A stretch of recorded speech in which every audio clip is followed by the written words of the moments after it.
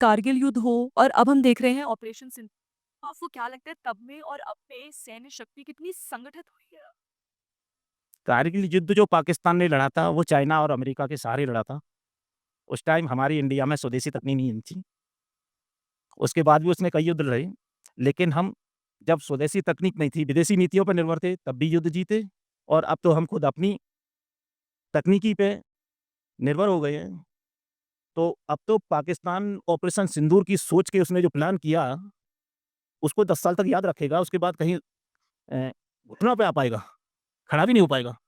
क्योंकि उसे पता चल गया है कि हमारे देश के आदरणीय प्रधानमंत्री श्री नरेंद्र मोदी जी और देश की प्रथम नागरिक आदरणीय श्रीमती द्रौपदी मुर्मू जी राष्ट्रपति, देश में रक्षा प्रणाली को इतना इतना हाईटेक कर दिया है, इतना हाईटेक कर दिया है कि पाकिस्तान का ये छोटे-मोटे देश तो हमारे देश की सीमाओं की तरफ अब झाँकने में भी सोचेंगे।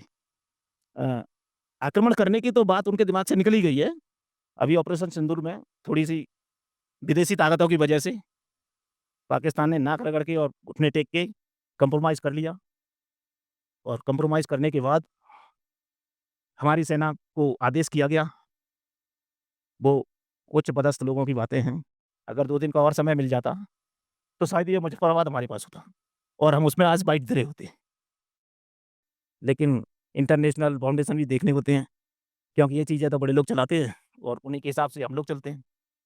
अगर जैसे बात भी डिफेंस टेक्नोलॉजी की है तो आज भी आपने देखा होगा कि भारतीय सेना ने दिखाया, आज अपने ड्रोन्स दिखाए, अपने रोबोटिक डॉग्स दिखाए। तो मतलब आप देखिए पहले से और अब में इन टेक्निक्स कितनी बढ़ गई हैं यार, इतनी अपग्रेड हो गई हैं। अब तो टेक्नीक इतनी बढ़ गई है कि आज हमने इसी प्रोग्राम में ड्रोनों को देखा, छोटे ड्रोन भी देखे और बड़े ड्रोन भी देखे। तो अब शहादतें कम होंगी और ड्रोन के सहारे ही हम उनके बंकरों को तबाह कर देंगे। उनको सोचने के लिए मजबूर कर देंगे कि भारत की सैन्य क्षमता इतनी आगे निकल चुकी कि वहाँ बैठे-बैठे कंप्यूटर से ही हमको डिस्ट्रॉय कर देंगे। और पहले हम विदेशों से हथियार खरीदते थे, आज भी ज़रूरत होती है तो खरीदते हैं। लेकिन बड़े गर्व की बात है कि आज हमारा देश अपने स्वदेशी हथियार विदेशों को दे रहा है और वो भी बेटिंग। कानपुर में, अमेठी में हथियार कुछ बने हैं, नाम याद नहीं है मुझे, शायद हवेंजर बनी है। हाँ, तो वहाँ विदेशी बेटिंग में आपको 1 साल के बाद मिलेगा। कितनी तरक्की की है हमारे देश ने और हमारी सेना के जवानों ने और हमारी ऑर्डिनेंस इक्विपमेंटों ने कि हमसे अब जब हम विदेशों से खरीदते थे, उधार लेते थे, कर्जा लेते थे, आज हम उनके पैसे एडवांस में ले रहे हैं और उनको बेटिंग में रख रहे हैं।